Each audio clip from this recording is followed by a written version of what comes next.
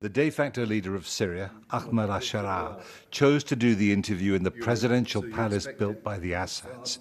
He told me he wasn't surprised that the old regime collapsed so quickly. Syrians, he said, needed to keep calm, to tackle all the problems they face. You've made a lot of promises. You said that you'll respect the mosaic of different sectarian groups here in Syria, minorities as well. Are you going to keep those promises? The Syrian population has lived together for thousands of years. We're going to discuss all of it. We're going to have dialogue and make sure everyone is represented. The old regime always played on sectarian divisions, but we won't. We were welcomed in all the big cities by all the sects. I think the revolution can contain everybody. So this isn't going to be some kind of a caliphate, or you're not going to make Syria into a country like Afghanistan, because you know that there are people who say that maybe you want to behave like the Taliban. There are many differences between Syria and the Taliban. The way we govern is different. Afghanistan is a tribal community. Syria is completely different. The people just don't think in the same way. The Syrian government and the ruling system will be in line with Syria's history and culture. So the culture of Syria includes rights for women, it includes education for women, it includes tolerance for people drinking alcohol. Is that all acceptable to you? When it comes to women's education, of course. We've had universities in Idlib for more than 8 years. I think the percentage of women in universities is more than 60%. And alcohol?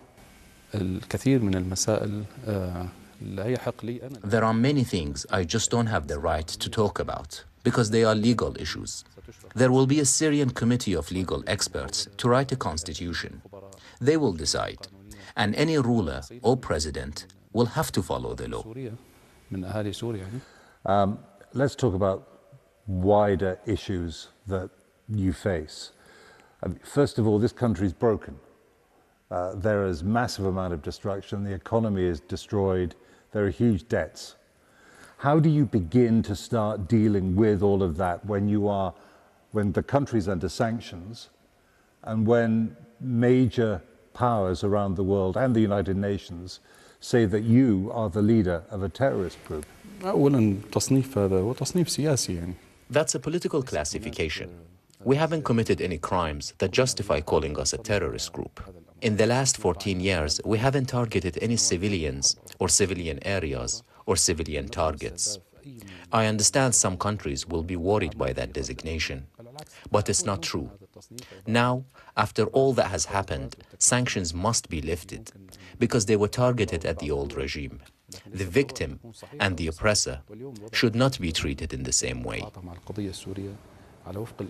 Now, Ahmed al-Sharaa struck me as a highly intelligent and politically sophisticated man, and like a lot of politicians, he seemed reluctant quite often to give a straight answer to a straight question. So I don't necessarily think he is immediately going to be reassuring all of the doubters. I spoke to the UN Special Envoy to Syria today, and he said, give them 3 months, that's the period of the interim government, give them the benefit of the doubt until then. Of course, he also made the point, it has only been 12 days since they took over this country.